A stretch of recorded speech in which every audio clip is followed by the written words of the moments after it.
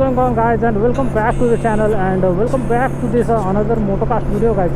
So today I'm going to tell you कि कैसे हमारे 200 NS का जो एक्सेलरेशन का जो इशू था वो रिजॉल्व हो चुका है. Yes guys, this is very exciting. अपने 200 NS का जो एक्सेलरेशन का इशू था, जो भी प्लेग किया था इशू ने अपने मोटरसाइकिल को, वो रिजॉल्व हो चुका है finally. And I am very happy and I hope कि आप लोग भी बहुत हैप्पी होंगे इस चीज़ को सुनने के बाद. बिकॉज मैं तो ऐसे सोच रहा था कि ये इशू कभी रिजॉल्व ही नहीं हो पाएगा.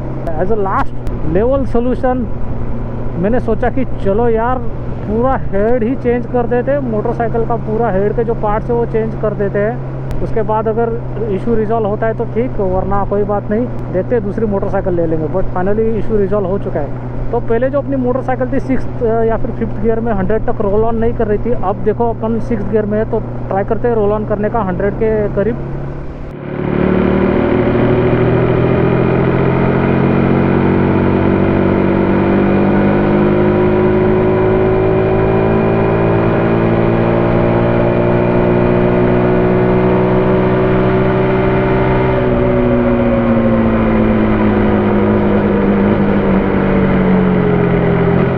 तो गाइज जैसे कि आपने देखा कि motorcycle in gear roll on test में इजीली सरपास कर रही है 100 kmph का स्पीड. तो बेसिकली ये जो बाइक थी वो लगभग 6000 RPM के थोड़ा सा आगे जो था वो अटक जाती थी 5th और 6th गियर में. बट अभी वो इशू ज़रा भी नहीं है.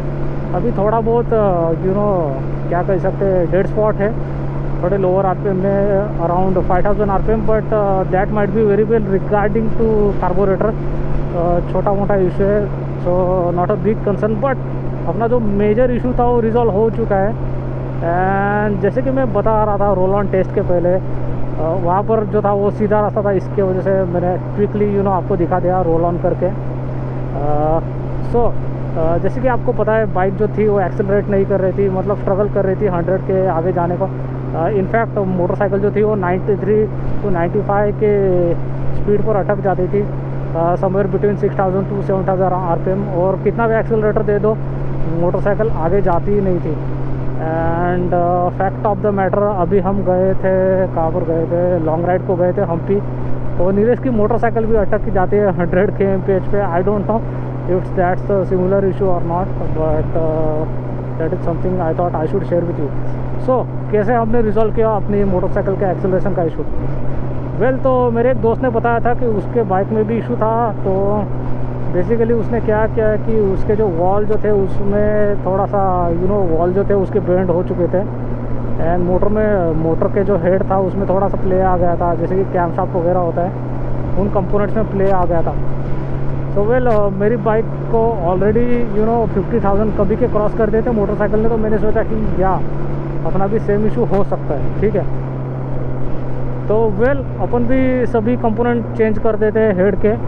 Doesn't matter what ever it is, change कर ही देते हैं ताकि गलती की कोई गुंजाइश ना रहे कि ये पार्ट चेंज नहीं किया, ये पार्ट ख़राब हो सकता है. मतलब अंदाज़ा लगाना ही नहीं कि ये ख़राब हुआ रहेगा या फिर वो ख़राब हुआ रहेगा.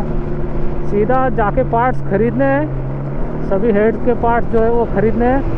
एंड वर्कशॉप में मास्टर मैकेनिक को वो सभी पार्ट्स देने हैं, उसको बोलना है बस भाई तू चेंज कर दे, आगे जो होगा वो देखा जाएगा. मतलब खर्चा करना ही है अपने को इस मोटरसाइकिल पे. तो वैसे मैंने सोच लिया था, ठीक है. तो यहाँ पर बहुत ही इंटरेस्टिंग चीज़ें हो रही है दोस्तों. मैं सभी पार्ट जो है वो ख़रीद लेता हूँ. कुछ 99 RPM से ख़रीदता हूँ, तो कुछ पार्ट्स जो है वो ख़रीदता हूँ मैं ऑफलाइन स्टोर से, बिकॉज टाइम पर नहीं आते 99 RPM पे. और 99 RPM का एक बक्सा तो मुझे अभी मिला, मतलब कितना ज़्यादा डिले हुआ है, ठीक है. एनीवे, तो कुछ पार्ट मैं ऑफलाइन स्टोर से ख़रीदता हूँ, बट मेजॉरिटी ऑफ पार्ट्स में ख़रीदता हूँ 99 RPM से. बिकॉज पूरा का पूरा किट मिल रहा है, तो क्यों एक पार्ट ढूंढे ऑफलाइन स्टोर में. That was my psychology behind purchasing online, ठीक है. तो सभी पार्ट्स मैं परचेस कर लेता हूँ. वॉल टेरेन ख़रीद लेता हूँ, देन कैमशाफ्ट खरीद लेता हूँ, कैमशाफ्ट का sprocket, rocker arms, then camshaft sprocket, timing chain, head cover, head packing, then clutch cover packing. तो बेसिकली ये जो मेजर कंपोनेंट्स है ये मैं ख़रीद लेता हूँ. Of course valves, then rocker arm के जो शाफ्ट रहते हैं वो सब पार्ट जो मैं खरीद लेता हूँ। तो सभी पार्ट्स परचेस करता हूँ मैं और अपने मास्टर मैकेनिक को भेज देता हूँ। डालू में अतुल को दे देता हूँ। अपना जो वर्कशॉप है, फ्री मैन का वर्कशॉप है, वहाँ पर मैं पार्ट्स दे देता हूँ। एंड बेसिकली मैं उसको कहता हूँ कि मेरी राइड है, मैं राइड पर जाने वाला हूँ, तो प्लीज़ मुझे राइड के पहले सब मोटरसाइकिल रेडी करके दे। ठीक है, ये 1 हफ्ते पहले वाली बात है। शायद से 4-5 दिन पहले, नॉट एग्जैक्टली 1 हफ्ता पहले, बट 5 दिन पहले। ठीक है, तो मैं पार्ट्स ले जाता हूँ और दे देता हूँ। तो वो बोल देता हूँ कि हाँ मैं सब कर दूँगा। सो कंफर्मेशन मिलने के बाद मैं बाइक को भूल जाता हूँ। बाद में मुझे फिर से कॉल आता है। कब कॉल आता है? राइड को जाने को एग्जैक्टली 1 दिन पहले कॉल आता नहीं, मैं इनफैक्ट मैं कॉल करता हूँ, मैं खुद से कॉल करता हूँ अतुल को कि क्या स्टेटस क्या है मोटरसाइकिल का। ठीक है, तो मुझे 11 बजे पता चलता है कि यार अपनी मोटरसाइकिल है उसके पिस्टन में भी थोड़ा सा प्ले है, तो उसके वजह से तेरा जो एक्सेलरेशन का इशू है वो अगर हो सकता है। तो मैं शॉक हो जाता हूँ, अरे यार अब क्या करने का यार, अभी भी इशू है। और प्ले आ रहा है ऐसे वो बोल रहा है, मतलब ऐसे वो मुझे बोलता है। अतुल क्या बोलता है कि पिस्टन में थोड़ा सा प्ले है, तो उस प्ले की वजह से बाइक का एक्सेलरेशन का इशू हो सकता है। तो मेरी साइकोलॉजी पहले से ऐसे थी, अगर कहीं पर भी अपने को अगर चूक की कोई गुंजाइश रहती है तो वो पार्ट सीधा रिप्लेस करने का, सीधा ही रिप्लेस ही कर देने का, उसको रखने का ही नहीं। तो यार इतना अर्जेंटली वो मुझे वो पार्ट कहाँ पर मिलेगा? ठीक है, 11 बजे वो मुझे बोलता है, 11-11:30 बजे वो मुझे बोलता है कि पिस्टन में थोड़ा सा प्ले वो चेंज करना पड़ेगा। ठीक है, तो मैं फिर से मेरे कॉन्टैक्ट्स को कॉल करने लगता हूँ भिवंडी और थाना में। तो दोनों जगह पर पार्ट्स अवेलेबल है। थाना में कंफर्म पार्ट अवेलेबल है और भिवंडी में पार्ट अवेलेबल है, बट पार्ट मुझे कब मिलेगा? 2 बजे के बाद पार्ट मिलेगा, 2 बजे के पहले पार्ट नहीं मिलेगा। तो मैं तो भाई टेंशन में आ गया अभी क्या करने का, क्योंकि दूसरे दिन अपनी राइड है, अब कैसे होगा। ठीक है, तो अतुल बोला कि कोई बात नहीं, मैं अर्जेंटली कर दूंगा। तो ठीक है भाई, तो मैं क्या करता हूँ, भिवंडी को चले जाता हूँ और वहाँ से ब्लॉक और पिस्टन उठा लेता हूँ। ठीक है, नया ब्लॉक और पिस्टन उठा लेता हूँ। समथिंग लाइक 2650 का वो आता है ब्लॉक और पिस्टन, तो ब्रांड न्यू में उठा लेता हूँ। और उठाने के बाद रास्ता बहुत ही ख़राब है वाड़ा और भिवंडी का। ठीक है, तो मुझे आते आते बहुत ज़्यादा होता है, 4 तो बज ही जाते हैं मुझे वाड़ा तक आने। वाड़ा से रिटर्न चारोटे आने को मुझे 5 बज जाते हैं। और अब क्या करने का, अभी नीलेश का कॉल आ रहा है मेरे को, बाद में सुनील का भी कॉल आ रहा है, क्या हुआ तेरी मोटरसाइकिल का स्टेटस क्या है। तो मैं बोल रहा हूँ कि मेरे को नहीं लगता भाई लोग कि मोटरसाइकिल अपनी होगी। मैं उनको बोल रहा हूँ कि अब मैं प्लान से कैंसिल, तुम लोग जाओ एंजॉय करो तीनों लोग, मैं नहीं आ रहा हम्पी राइड को, तुम लोग जाओ, मेरे नसीब में ही नहीं है, मेरी मोटरसाइकिल ख़राब हो चुकी है, कुछ नहीं होगा, अब मैं कैंसिल राइड से।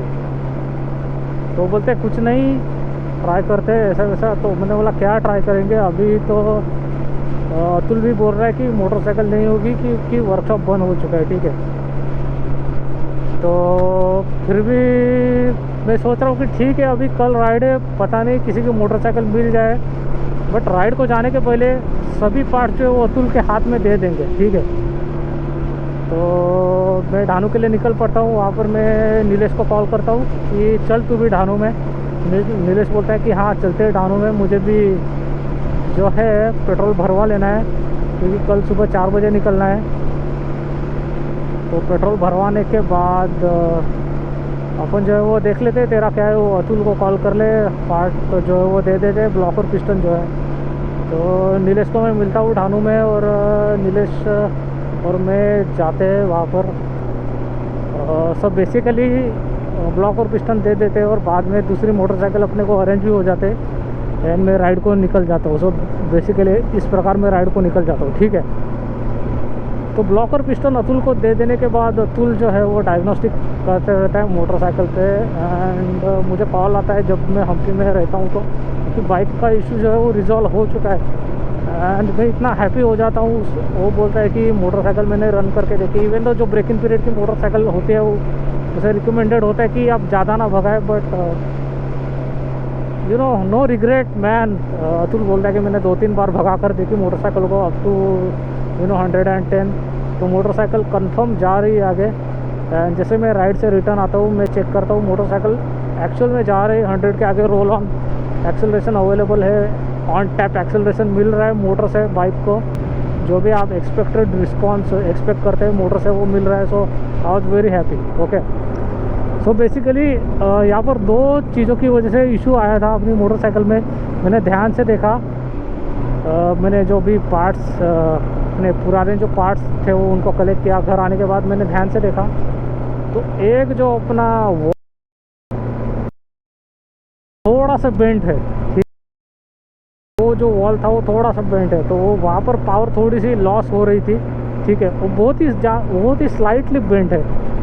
बट आपको पता है कि मोटरसाइकिल का इंजन कितना कॉम्प्लिकेटेड रहता है, बहुत ही ज़्यादा टॉलरेंस वाली बात होती है। अगर थोड़ा भी यहाँ वहाँ बेंट हो जाता है, फिर भी आपकी मोटर पावर लॉस कर सकती है। ठीक है, तो ये तो हुआ वॉल का। और दूसरा जो था, पिस्टन में कंफर्म प्ले आ गया था। थोड़ा सा प्ले था, बट उस प्ले की वजह से बहुत ज़्यादा अपनी मोटरसाइकिल का जो इंजन का पावर लॉस जो था वो शायद हो रहा था। तो वो पिस्टन का जो प्ले था वो मेजर इशू था, जो कि रीज़न बना कि अपनी जो मोटरसाइकिल थी वो एक्सेलरेट नहीं हो रही थी। And I am so glad कि मैंने वो पिस्टन भी चेंज कर दिया, पनौती पिस्टन। पता नहीं कब से इशू था उस पिस्टन में, बट बात यह है दोस्तों कि आप अगर सर्विस सेंटर को ले जाएंगे बजाज के, तो कोई भी आपका हेड खोलने वाला नहीं है अनटिल एंड अनलेस आप उनको बताते नहीं कि यार मेरा हेड खुलवा दो और चेक करवा दो कि हेड के कोई पार्ट में गड़बड़ तो नहीं, या फिर पिस्टन में कुछ गड़बड़ तो नहीं। बिकॉज हेड खोलना मतलब और एक लेबर चार्ज ऐड हो जाता है आपकी चार्ज शीट पर। इसकी वजह से ये जो बंदे वर्कशॉप वाले या फिर सर्विस सेंटर वाले हेड नहीं खोलते हैं। एंड अगेन हर एक मैकेनिक के पास इतनी एक्सपर्टीज़ नहीं होती कि वो एस्टिमेट कर पाए कि आपकी मोटरसाइकिल में पर्टिकुलर इशू क्या है। ओके, तो इसकी वजह से जैसे कि आपको पता है, नेपाल राइड पर 3-4 जगह पर अपनी मोटरसाइकिल का काम किया, फिर भी not a single mechanic could identify the issue, exact issue regarding this motorcycle. So yeah मैं ये मेरा जो एक्सपीरियंस है वो आपके साथ शेयर कर रहा हूँ कि मेरी मोटरसाइकिल में हेड में इशू था। एक जो वॉल था वो थोड़ा सा बेंड हो चुका था, एंड अपना पिस्टन में बहुत ही ज़्यादा प्ले आ गया था। या सो इन 2 रीजन्स की वजह से अपनी बाइक का एक्सेलरेशन का इशू जो था वो रिज़ॉल्व नहीं हो पा रहा था। तो फाइनली वो इशू रिज़ॉल्व हो चुका है।